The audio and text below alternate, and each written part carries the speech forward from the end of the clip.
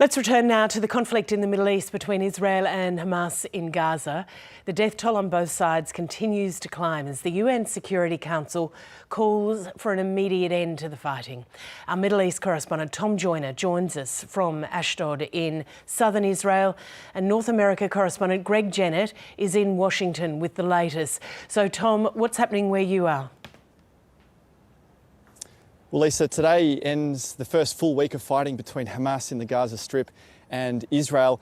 What started on Monday as a volley of rockets fired by Hamas into Israel, including towards Jerusalem, has steadily increased and escalated through the last week to where we are today. At least 190 Palestinians killed in the Gaza Strip in Israeli airstrikes, according to health officials there.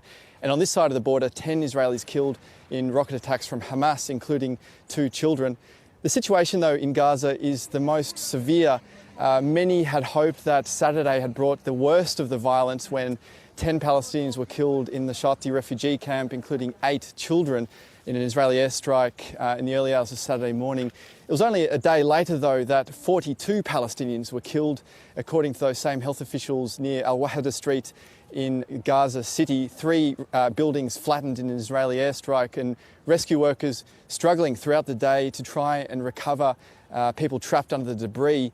One rescue worker called out and heard a response from someone trapped under the rubble and managed to rescue that person, so some good news there. Now, on the Israeli side of the border, rocket attacks continued through Saturday night and into Sunday. A number of direct hits into the southern part of Israel, including 1 on a synagogue in Ashkelon and 2 into a residential area of Ashdod, where I am now. No injuries so far reported. And what have we heard from the Israeli Prime Minister Benjamin Netanyahu?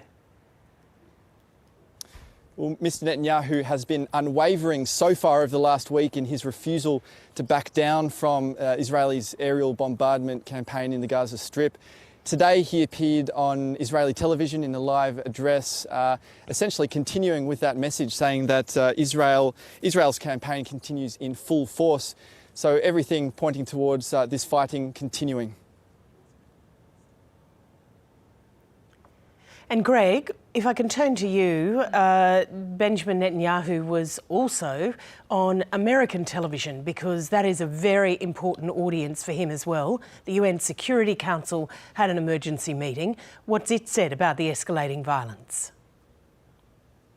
Yes, it was quite conspicuous that Benjamin Netanyahu did find time to speak to US audiences in the middle of so much going on at home, but simultaneously the UN Security Council, all 15 members were involved in a discussion, a public discussion that went for more than 3 hours. Many, or in fact all, condemning the violence that's going on there, some demanding a ceasefire, but they did come up short when trying to reach a unanimous, and it does have to be unanimous at the Security Council, agreement on some sort of joint statement. Now, we might explain the reasons, or at least one reason that we understand they failed to find the necessary consensus on that joint statement. But perhaps to frame the gravity of the situation as it was received and commented upon by all 15 members, this was really done quite effectively by Secretary General Antonio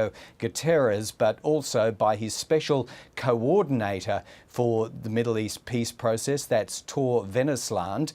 Both laid it straight on the line for all Security Council members about just what's at stake here.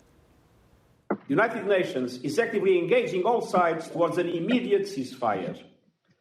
The hostilities have already caused unconscionable death, immense suffering, and damage to vital infrastructure. We cannot allow the situation to slide further into chaos. The hostilities must stop.